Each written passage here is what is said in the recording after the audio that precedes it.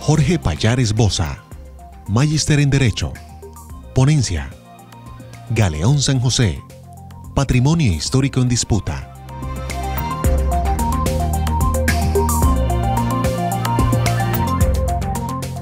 El Galeón San José ha sido un tema de moda. De hecho, lo ha sido toda la vida. Si uno revisa las crónicas de Gavito, se va a encontrar que en dos de sus obras más importantes, como son 100 años de soledad o El amor en los tiempos del cólera, va a encontrar que nuestro gran premio Nobel se refiere al Galeón San José. Pero hoy ha vuelto a tomar una gran importancia en la medida en que se ha anunciado recientemente por parte del presidente Juan Manuel Santos, presidente anterior, el hallazgo del Galeón San José. Entonces, el Galeón San José se ha vuelto de moda.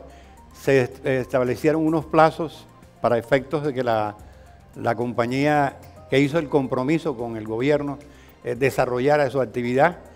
Sin embargo, ese plazo no se ha podido establecer, se han ido aplazando. Recientemente, hace unos días, se volvió a prorrogar por 3 meses en el gobierno del presidente Duque esa calidad. Pero ¿de dónde viene esta historia del Galeón San José que tanto nos apasiona? Esta historia del Galeón San José nace con la llamada Carrera de Indias. La Carrera de Indias fue el sistema de comunicación que los españoles establecieron con América. Ese sistema de comunicación que monopolizó todo el tráfico comercial de la época, fue un proceso que se desarrolló por muchos siglos, que tuvo su cenit, digámoslo así, en los años 1600 a 1650, y que luego decayó hasta finales de los años del siglo XVIII, en 1700, que es cuando viene a ocurrir la catástrofe del Galeón San José. El Galeón San José sale de Cádiz después de una espera de muchos años, en medio de un conflicto bélico gravísimo como era la Guerra de Sucesión Española. En ese momento iba a acceder al trono español un pretendiente Borbón, o sea, de familia francesa, en defecto de la Casa de Austria o Casa de Habsburgo. Esa casa el rey anterior, Carlos II, había perecido sin que tuviera un descendiente directo. Entonces decidió escoger a un sobrino, a Felipe de Anjou, que sería luego Felipe V, y tratar de poder establecerse en el trono. Entonces en ese momento estalla una guerra porque ya se había dado en épocas anteriores que Carlos V de Alemania y I de España habían sido algo muy fuerte para el desarrollo de la geoestrategia y la geopolítica de aquel momento de la historia. Entonces no querían las potencias coloniales, estoy hablando de Inglaterra, estoy hablando del Sacro Imperio Romano Germánico, estoy hablando de Holanda o los Países Bajos, no querían que se repitiera ese proceso. Y ahí estalla la Guerra de Sucesión Española. Entonces, la catástrofe del Galeón San José se da en medio de un conflicto bélico muy grave. Los ingleses movilizan al área del Caribe, que sabían ellos que era donde se movía todo el tráfico comercial español, movilizan toda su artillería con el propósito de impedir que esa carrera de Indias se desarrollara. La flota, el sistema de la carrera de Indias tenía un doble circuito. Ese doble circuito era uno que salía de Cádiz, pasaba por Cartagena de Indias, llegaba a Portobelo en Panamá, donde se desarrollaba habitualmente una feria, y de ahí ya en el periodo de tornaviaje o del viaje de retorno se iba a La Habana y de La Habana se volvía a Cádiz. Esa era la parte de la llamada flota de Indias. Pero al mismo tiempo había también un segundo sistema. Ese segundo sistema se daba en el Pacífico, entre el puerto de Acapulco en México, que entonces se llamaba Nueva España, y Manila. Por eso se le conoció con el nombre del Galeón de Manila. Como había menos inconvenientes en el Pacífico, el desarrollo de ese proceso creció rápidamente hasta llegar a superar el propio del área del Océano Atlántico y el Caribe. Entonces, en ese momento, ¿qué pasa? Que el virrey del Perú, que era el que nos gobernaba en aquel momento, decide, de alguna manera, los virreyes, los dirigentes, los comerciantes de aquel momento, deciden que todo ese comercio de oro y plata, que venía incluso de las minas del Potosí en Bolivia, en el sur del Perú, se movilizara vía Pacífico hasta Acapulco, con el propósito de que se desarrollara esa feria en Acapulco. O sea, la feria de Portobelo, la feria propia de nosotros, comienza a decaer en ese momento en beneficio de esa feria que se daba en Acapulco, cuando se pasaban todos los productos esos orientales que venían del oriente, de Filipinas, de la India, pasaban hasta Veracruz, atravesando por Ciudad de México, y luego viajaban, luego tomaban el tornaviaje de que le acabo de hablar, que iba dirigido, pasando por La Habana, finalmente hasta llegar hasta Cádiz, que era en últimas el destino final, ¿correcto? Entonces el galeón San José sale en 1706 de España, de Cádiz. Ese galeón San José tiene que esperar un tiempo determinado, imagínense, 8 años, pasaron 8 años para que pudiera reanudarse ese galeón de esa ruta de la flota de Indias, de la carrera de Indias, ¿verdad?, para que volviera a Cartagena. Al llegar a Cartagena de Indias, 8 años después, como no se había organizado la feria de Portobelo en Panamá, y necesitaba hacerse porque ese era el medio para el intercambio de productos de la época, ¿qué ocurre en ese momento? Que esa flota tiene que esperar en el puerto de Cartagena durante 2 años en la bahía de Cartagena, y no era cualquier flota, eran 24 embarcaciones, 24 buques que estaban a la espera, ¿correcto? Esperaron esos 2 años y luego se dirigen hacia Portobelo, donde por fin el virrey del Perú decide organizar la feria con todos los inconvenientes que había en ese momento. Entonces, a partir de ahí se carga rápidamente las mercancías. La mercancía del rey era el oro y la plata que venía de Bolivia y del Perú, que pasaba por el Istmo de Panamá y luego se desplazaba hasta España. Se embarca nuevamente todo el material, toda la embarcación, y arranca hacia Cartagena.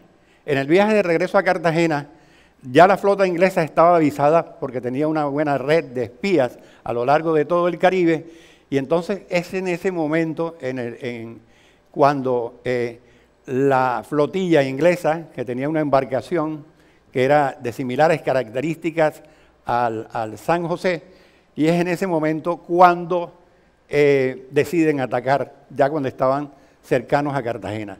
Eso es conocido como la Batalla de Barú. La Batalla de Barú se da en un espacio seguramente entre la península de Barú, que entonces no era una península, era una isla en aquel momento, y las Islas del Rosario. Y en ese instante, mediadas más o menos las 5:45 de la tarde, entrando la noche, se produce el mayor estruendo de la batalla, que es el hundimiento del San José por parte del buque Expedition que comandaba el capitán inglés Charles Wager.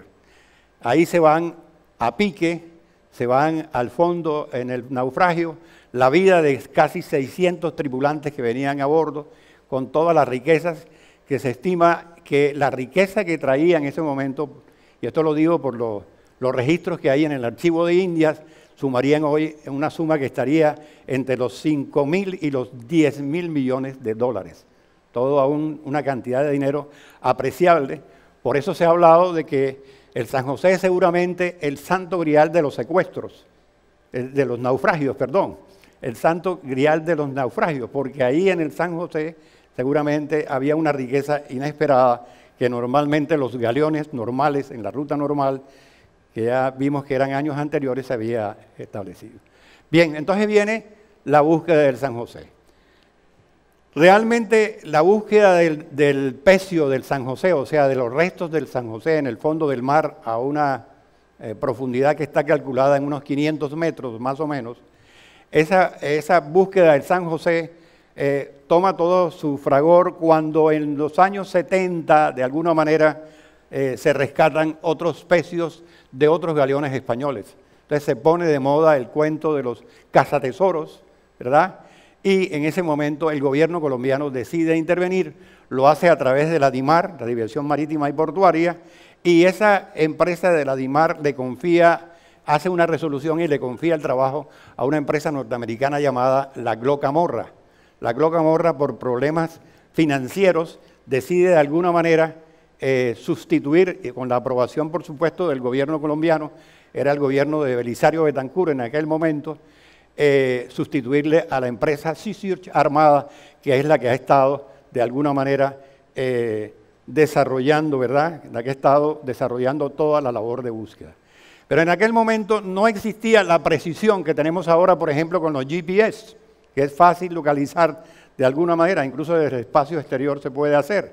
Y entonces se le asigna una especie de un área, y la compañía esa que buscaba al galeón, la Sea Search Armada, establece unas coordenadas aproximadas, por supuesto, que el gobierno de la época, después de una evaluación, decide de alguna manera negar. Ese informe, ¿por qué? Porque se lo confió el informe a una compañía especialista norteamericana, la Columbus Limited, que dice que era imposible que las coordenadas establecidas por la Sea Search Armada realmente eran las que correspondían, porque no había la debida precisión. Ese fue lo que dijo el informe en el cual se apoyó el gobierno para negar.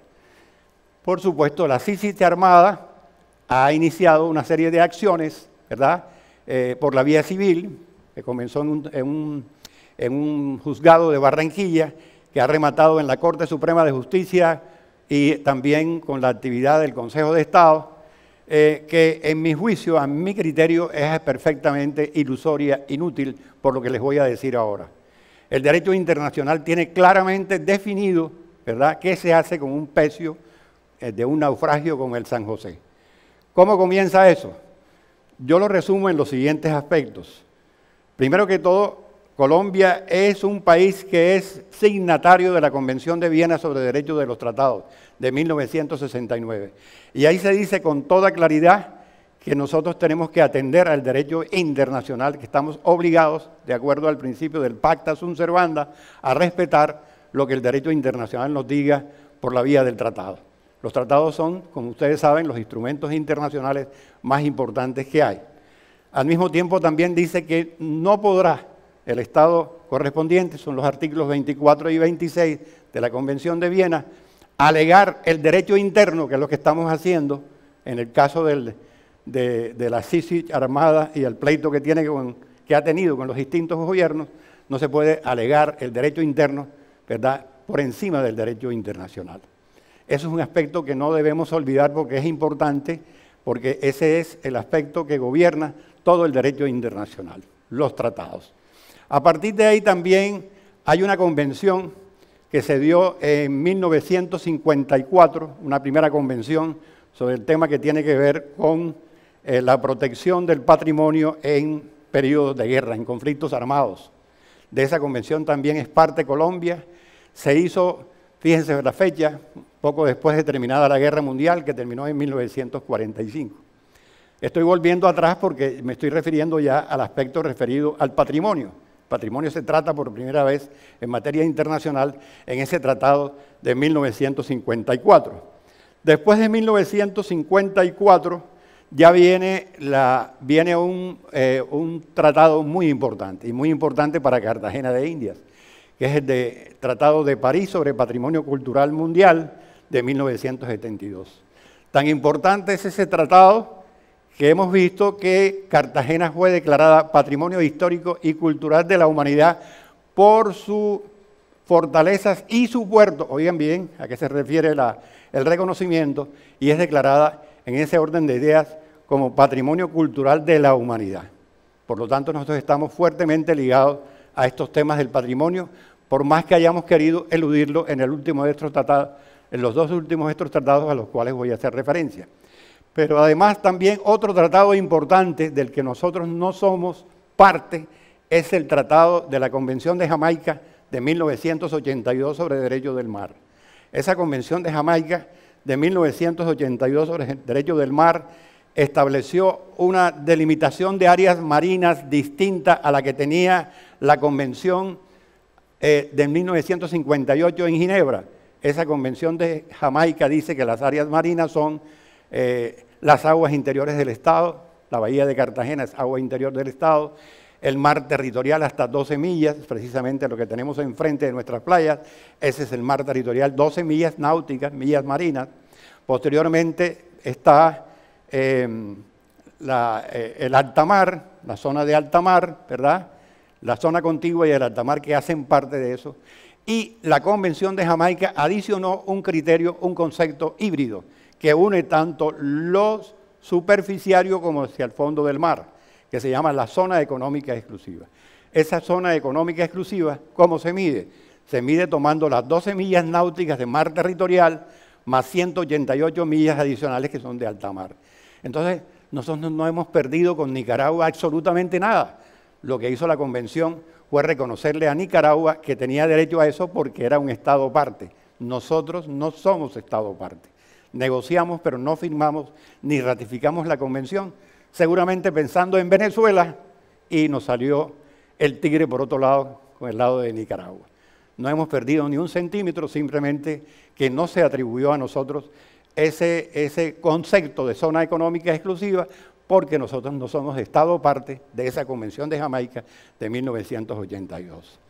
Finalmente viene la última convención, es la Convención sobre Patrimonio Cultural Subacuático, que es el que tiene que ver con esto. Tampoco somos Estado parte. Como no firmamos la parte de derecho del mar, también nos abstuvimos de alguna manera de firmar ese tratado.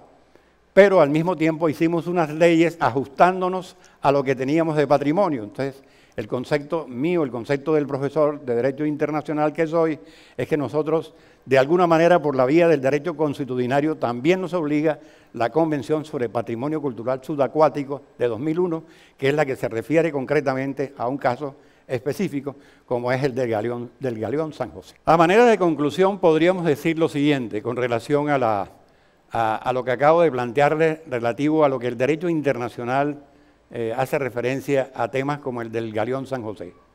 Lo primero que dice la Convención del Patrimonio Cultural Subacuático es que el galeón debiera conservarse in situ, si no es posible el hecho de poder rescatarlo en bloque, ¿verdad? No podemos tomar del galeón fragmentos y cañones y sacar minículos propios del galeón, porque eso no es posible comercializarlo, eso está prohibido, son bienes culturales y eso está prohibido por la propia Constitución Política de Colombia y por todas las constituciones.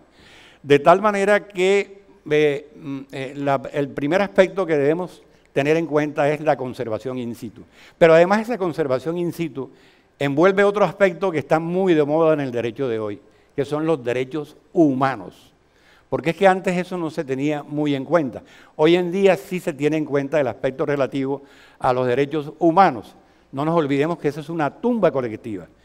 En esa tumba colectiva perecieron cerca de 600 personas. Creo que apenas pudieron salvarse 8 personas, según dicen los registros ingleses, ¿verdad? Por lo tanto, y eso implicó en aquel momento reclamos para el gobierno español. En Sevilla, en el Archivo de Indios, se tiene la lista completa de los pasajeros, las personas que iban a bordo, tanto los tripulantes como los que gozaban de derecho de pasaje y todos los que iban a bordo en ese momento, todos los funcionarios. De tal manera que se sabe con precisión quiénes iban ahí. Y eso implicó una reclamación en aquel momento. Entonces, lo primero es, si no podemos manejar todo esto, y la plataforma, de alguna manera, la arqueología submarina tiene que ayudarnos a resolver este problema, es que se conserve en el lugar donde está, en las condiciones donde está. Bien, el segundo aspecto es poder sacarlo, ¿verdad?, a la superficie. Al sacarlo a la superficie, básicamente, tendría que constituirse una especie de un museo, un pecio exterior, ¿verdad?, donde se conservara todo con todas las cualidades propias de la conservación de una nave de estas características, que era una nave de vela hecha en madera, correcto. Ustedes pueden pensar en que si eso se saca a la superficie, ¿verdad?, inmediatamente se va a pudrir, se va a deteriorar. Entonces hay que tener rápidamente los elementos adecuados para poder tener una especie de museo o laboratorio. No sería el primero en el mundo. En Suecia lo hicieron y los suecos son expertos en esto, con el buque Baza, que se llamaba, ¿verdad?, del siglo XVI también, que rescataron hace unos 10 años. Ese sería un primer aspecto, ¿verdad? Los españoles también lo han hecho en el Arcua, que existe en Cartagena de Levante, en España, están en capacidades de hacer ese tipo de tecnología. Eso es lo primero que hay que conservar. Y quiero decir rotundamente para concluir, el galeón San José no es de España, el galeón San José no es de Colombia. El galeón San José, de acuerdo con el derecho internacional, es de toda la humanidad, es un bien de la humanidad. Fíjense que a Cartagena la llamamos Patrimonio Cultural de la Humanidad. Por lo tanto, hay que preservarlo en la mayor medida posible para todos. Es de todos y cada uno de ustedes, de la humanidad. De tal manera que ese debate que se abrió en algún momento, que si era un buque español, porque tenía bandera española, o porque era un buque mixto o de guerra, o que si era un buque colombiano porque se había hundido en aguas territoriales colombianas, o si incluso podría ser un buque panameño, de bandera panameña, o boliviano porque los recursos venían de Bolivia, de las minas del Potosí, o de algún lugar de Panamá, es un debate engañoso. Realmente el buque hay que rescatarlo, y en eso el primer beneficiario, el mayor beneficiario, sin duda va a ser Cartagena, porque eso quedaría como en Suecia, establecido como si fuera un museo para visita del turismo de aquel momento.